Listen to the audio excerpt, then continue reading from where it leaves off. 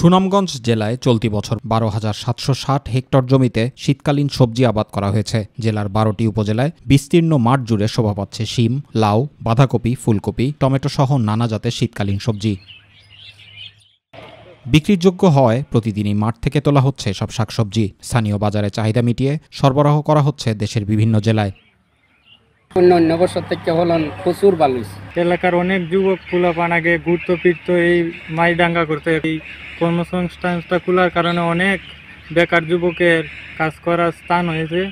অন্য বছর থেকে এই বছর খুবই ফসল ভালো হয়েছে। ৫০-৬০ জন আমরা দৈনিকই তারা থাকে। এদিকে সবজির বাম্পার ফলনে প্রভাব পড়েছে স্থানীয় বাজারে। অনেকটাই নেমে এসেছে সবজির দাম, আর ন্যায্য দাম না পাওয়ায় হতাশায় দিন কাটাচ্ছেন ফুলকপি চাষিরা। কপির দাম একদম কম, সার, বিষ, কামলা এগুলা দিয়ে আমরা বেশি একটা লাভবান হইতে পারবো না। সিম হয়েছে, কপি হয়েছে, অনুমোদন দিয়ে দামে কি আমরা হতে হয় না, মানে ১৫০০ টাকা বস্তা সার, একখানে ৪ বছর সার লাগে, আর বেচতে লাগে আমরা ৫০০-৬০০ টাকা মন বেচে লাগে, আমরা হতে হয় না।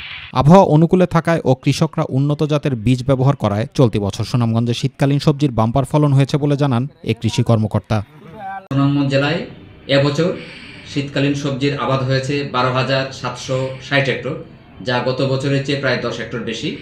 এবছর আবহাওয়া অনুকূলে থাকায় এবং কৃষকদেরকে প্রশিক্ষণ এবং উদ্বুদ্ধকরণের মাধ্যমে তারা উন্নত জাতের বীজ এবং সুষম মাত্রায় সার ব্যবহারের ফলে সুনামগঞ্জ জেলার বিভিন্ন উপজেলায় শীতকালীন শাকসবজির আবাদের ফলন অত্যন্ত ভালো হয়েছে।